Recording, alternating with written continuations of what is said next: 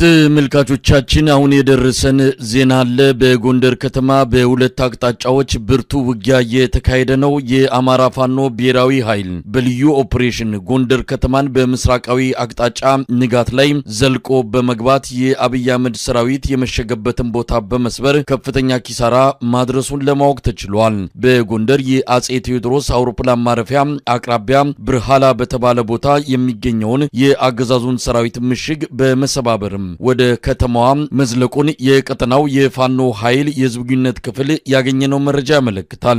በጎንደር ከተማ አስተዳደር ስር በሚገኘው የጠዳ ክፍለ ከተማ ነው በአሁኑ ሰዓት ብርቱ ውጊያ እየተደረገ ያለው። የአገዛዙ ምክትል ጠቅላይ ሚኒስትር ተመስገን ጥሩነህና ሌሎች ባለስልጣናት ጎንደር ከተማ ይገኛሉ። ልዩ ኦፕሬሽኑ ከነዚህ ባለስልጣናት ጉብኝት ጋር ተያይዞ ለአገዛዙ የድጋፍ ሰልፍ እየተዘጋጀ መሆኑ መረጃው የደረሰው የአማራ ፋኖ ብሔራዊ ኃይል እርምጃ ለመውሰድ ልዩ ኦፕሬሽን ማሰማራቱ ነው የተገለጸው። የፋኖ ኃይል ማክሰኝት ከተማም ዘልቆ ገብቷል። ፖሊስ ጣቢያውን በመስበር በፖለቲካና በማንነታቸው ምክንያት የታሰሩትን ከ70 በላይ እስረኞች ማስለቀቁን የዝግጁነት ክፍል ኃላፊው አርበኛ ዮሐንስ ንጉሱ ገልጾልናል። ውጊያ ላይ እያለ አግኝቸው ነበር። አርበኛ ዮሐንስ ንጉሱ አሁን ውጊያ ላይ ያላችሁ ነው ያገኘው ምን ላይ ነው? እስቲ በምን ሁኔታ ነው በአሁን ሰዓት ውጊያውን እያደረጋችሁ ያላችሁት? ጎንደር ከተማ እንደሆነ ነው የሰማነው። መሳይ በአሁኑ ሰዓት የዘመቻ ቋራ ቃል ኪዳን አካል የሆነ ልዩ ኦፕሬሽን በኮማንዶ በላይ ተሰይሞ ልዩ ኦፕሬሽን እየተካሄደ ነው የሚገኘው። በዚህ ኦፕሬሽን የጎንደር ከተማን በሁለት አቅጣጫ ደቡባዊና ምስራቃዊ አቅጣጫ እንደዚሁም ደግሞ ጎንደር ዙሪያ ወረዳ ዋና ከተማ የሆነችውን ማክሰኝት ከተማን ዘልቆ በመግባት እንደዚሁም ደግሞ ሊቦ ከምከም ወረዳ አዲስ ዘመን ከተማን በተመሳሳይ ዘልቀን ሰብረን በመግባት ብርቱ አውደ ውጊያዎች እያደረግን ነው የምንገኘው። መሳይ ጎንደር ከተማ ነው ዙሪያው ያሉትንም አካባቢዎች ጭምር ውጊያ እየተደረገ እንዳለ ነው ከመረጃው የተረዳሁት። ውጊያው በምን ደረጃ ላይ ይገኛል? ካገዛዙ በኩልስ የገጠማችሁ የመልስ ውጊያ አለ ወይ? በምን ሁኔታ ነው በአጠቃላይ ውጊያው እየተካሄደ ያለው? በጎንደር ምስራቃዊ አቅጣጫ የጎንደር በጋሻ አካል የሆኑ ብርጌዶችን ተሰልፈው ውጊያዎች እያደረግን ነው የምንገኘው። በተለይም በፈንጠር በአንገረ ማረሚያ ቤት የሚባለው አራዳ ክፍለ ከተማ አካል በሆነው ማለት ነው ውጊያዎች እየተደረጉ ነው የሚገኙት። የጠላት ኃይል አንድ ሁለት ምሽጎች ላይ መከላከል ሞክሮ የነበረ ቢሆንም ሳይቋቋም ቀርቶ ምሽጎች ተሰብረው ወደ ኋላ ፈግፍጎ ወደ ከተማው ዘልቀን እየገባን ውጊያዎችን እያደረግን ነው የምንገኘው። በሌላኛው አቅጣጫ በጎንደር አጼ ቴዎድሮስ አየር ማረፊያ አቅራቢያ ብርሃላ በሚባል ምሽግ በጣም ቅርብ ርቀት ማለት ነው 4 ኪሎ ሜትር ከኤርፖርት 4 ኪሎ ሜትር ርቀት ውስጥ አውደ ውጊያዎች እያደረግን ነው። ይሄ ደግሞ የጎንደር ከተማ አስተዳደር የጠዳ ክፍለ ከተማ አካል ነው ማለት ነው። ብርቱ ውጊያዎች እያደረግን ስንገኝ በሁሉም ቀጠናዎች ጠላት እየደመሰስን ነው የምንገኘው። አሁን በእኛ የበላይነት ውጊያዎች እየተደረጉ ነው የሚገኘው። በቀጣይ ሰዓታት የሚኖረውን ሁኔታ ለውጦች ካሉ የምናሳውቁ ነው ማለት ነው። በሌላ በኩል እንደዚሁም የአማራ ፋኖ ብሔራዊ ኃይል የጎንደር ቀጠና ዳግማዊ ቴዎድሮስ አዲስ የተመሰረተው ዳግማዊ ቴዎድሮስ 5ኛ ኮር አካል የሆኑ የማክሰኝት ወረዳን መቆጣጠር የቻለው ደግሞ የጥቁር አንበሳ ክፍለ ጦርና የንስራ በለሳ ቅጣው እጅጉ ክፍለ ጦር ውስን አሃዶችን በማዋሃድ ዋና ጥቁር አስፓልት ላይ የሚገኘውን ከተማ በመቆጣጠር ማክሰኝት ከተማን ፖሊስ ጣቢያውን ሰብረን አጠቃላይ ከ70 በላይ እስረኞችን አስለቅቀናል። ወደ ውጊያው በሱም እንደጠንክሮ እንደቀጠለ ሲሆን በእኛ የበላይነት እየቀጠለ ነው። በሌላ በኩል የአዲስ ዘመን ከተማን መቆጣጠር የተቻለው የመብረቅ ክፍለ ጦርና እንደዚሁም የሻለቃ ፋኔ ክፍለ ጦሮችን በማዋሃድ ነው ማለት ነው እና ብርቱ ውጊያዎች እያደረግን የምንገኘው። በዚህ ውጊያ መነሻ የሆነን ምክንያት ደግሞ የመጀመሪያው መደበኛ የትግል አካል የሆነ ነው።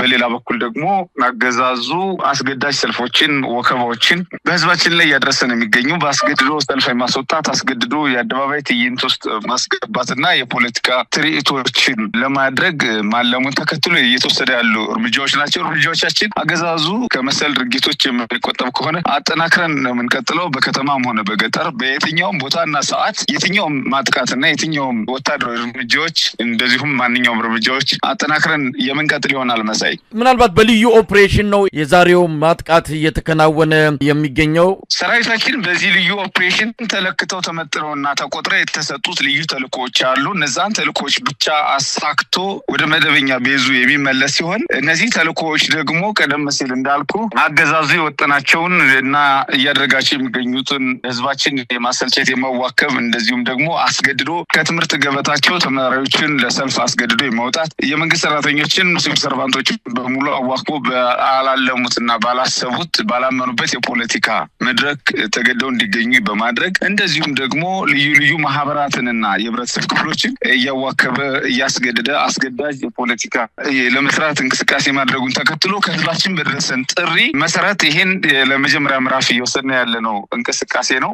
ወታደራዊ ልዩ ኦፕሬሽን ተልእኮ ነው። በቀጣይ ግን ቀደም ሲል እንዳልኩ አገዛዙ በጎንደር ከተማ ያሰባቸውና በአካባቢው የሚያደርጋቸውን ያሰባቸውን የፖለቲካ ሻጥሮች፣ አስገዳጅ ሰልፎች፣ የአደባባይ ትርኢቶች የማያቆም ከሆነ ህዝባችን ከእንግልት ለመታደግ ሲባል በየትኛውም ቦታና ሰዓት አስፈላጊውን እርምጃ አጠናክረን የምንቀጥል ይሆናል። መሳይ በአሁን ሰዓት የአገዛዙ ሰራዊት በምን ሁኔታ ላይ ነው ያለው? የደረሰበትንስ ጉዳት በተመለከተ ዝርዝር መረጃ ወደ ኋላ ላይ እንደሚኖር ቀደም ሲል ገልጸሃል። ግን በምን ሁኔታ ላይ ነው ያለው? የከተማው ህዝብስ ይሄን ልዩ ኦፕሬሽን ተከትሎ ምን እያደረገ ነው ያለው? እንደው አጠቃላይ የጎንደር ድባብ ምን ይመስላል? ድባቡ የመጀመሪያው ትላንትናው ዕለት ተመስገን ጥሩነህን ጨምሮ በርካታ የአገዛዙ ሹመኞች ወደ ቀጠናው መጥተው የማምታቻ ፕሮፓጋንዳ ስራዎችን ለመስራት በከተማው ዘልቀው መግባታቸውን ተከትሎ እየወሰድናቸው ያሉ እርምጃዎች አሉ። እነዚህን እርምጃዎች ተከትሎ ደግሞ የአገዛዙ ሹመኞች በአሁኑ ሰዓት ሻንጣቸውን ጠርንፈው በጣም የተደናገጡበት እየራዱ ያሉበት ሁኔታ እንዳለ ከስፍራው እየደረሱን ያሉ ምንጮችና መረጃዎች ያመለክታሉ። አሁኑ ሰዓት ያለውን ሁኔታ በተመለከተም በዋናነት ከጎንደር ባህር ዳር ዋና አውራ ጎዳና ላይ የሚገኙ ከተሞች የሚደረጉ በመሆናቸው ይሄ ኦፕሬሽኑ ህብረተሰቡ በከተሞቹና በጥቁር አስፋልት መንገዶች ላይ ጥንቃቄ እንዲያደርግ መልእክት አስተላልፋቸዋል። ምንድነው ይሄ በዋናነት መልእክቱ?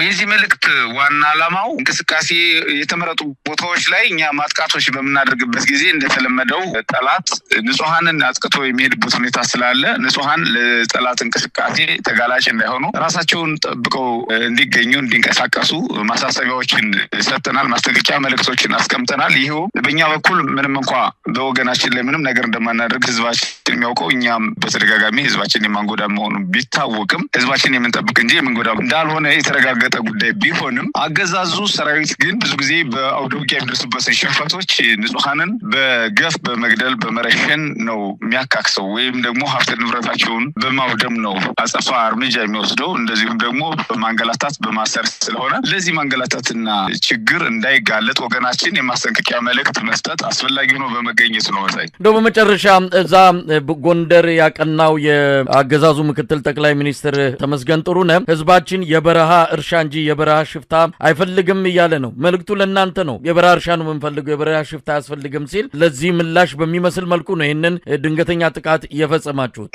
ቀደም ሲል እንደገለጽኩልህ ልዩ ኦፕሬሽኑ በዚህ በተገለጸው ምክንያት ነው እየተደረገ ያለው። ሆኖም ግን የተመስገን ጥሩነህ የበረሃ እርሻ ነው የሚያስፈልገው ሲል እየተናገረው ከተሞችን በረሃ እያደረገ ያለው አገዛዝ ይህን የመናገር ሞራሉን ሊኖረው አይችልም። የገጠሩንም ሆነ የበረሃውን አይደለም ከተሞችን ተቆጣጥሮ በአግባቡ ማስተዳደር ያልቻለ በረሃውን ያስተዳድርኛል የሚል ተስፋ ህዝባችን እንደሌለው ይታወቃል። በእኛ በኩልም ይሄ ቅጥፈት ማለቂያ የሌለው ቅጥፈታቸው ያው ደጋግመን እንደገለጽ ነው ሲወገዱ ብቻ አብሮ የሚወገድ እንደሆነ ነው የምንረዳው። በጣም አመሰግናለሁ። እንግዲህ ይህንን ልዩ ኦፕሬሽን በተመለከተ ወደ ኋላ ላይ ማጠቃለያና ዝርዝር መረጃዎችን ለማግኘት መልሼ እደውላለሁ። በጣም አመሰግናለሁ። ዮሐንስ ንጉሱ ከአማራ ፋኖ ብሔራዊ ኃይል የጎንደር ቀጠና የህዝብ ግንኙነት ክፍል ኃላፊ። እግዚአብሔር ይስጥልኝ። አመሰግናለሁ መሳይ። መልካም ጊዜ።